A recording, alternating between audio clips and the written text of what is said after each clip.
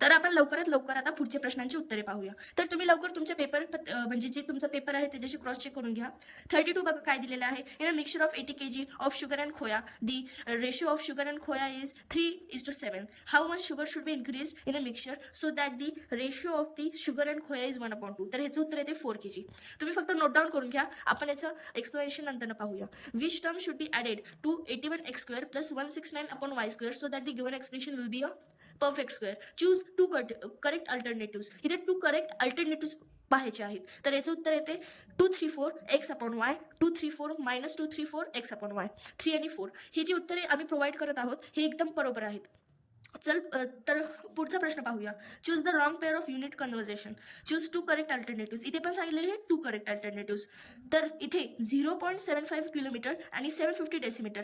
तर हे याचं बरोबर उत्तर आहे. तर दुसरं उत्तर काय आहे? 9 decimetre is equal to 90 millimetre.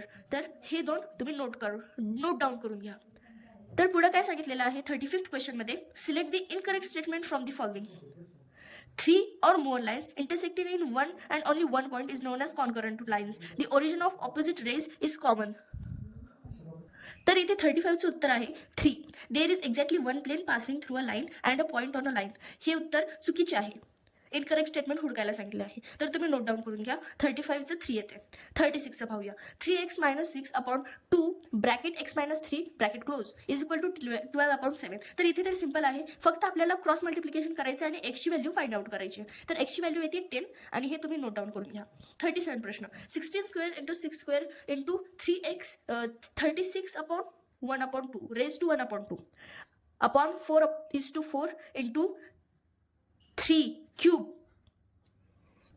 तर इथे 37 प्रश्नामध्ये काय दिलेलं आहे? 16² × 6² × 36 raised to 1/2 upon 4 raised to 4 × इथे काय दिलेलं आहे?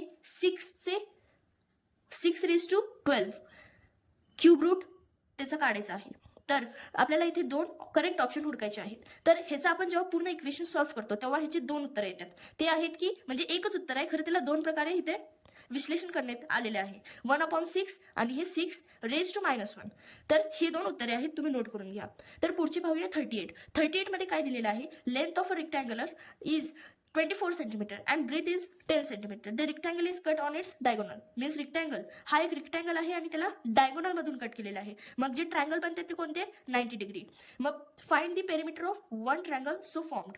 मग आपल्याला ह्याचा पेरिमीटर हुडकायचा आहे. तर आपल्याला इथं सिंपल पायथागोरस ट्रिपलेट यूज करायचं आहे आणि मग पायथागोरस ट्रिपलेट यूज केल्यानंतर जे उत्तर येईल ते उत्तर आहे 60 सेंटीमीटर. तर तुम्ही हे नोट करून घ्या.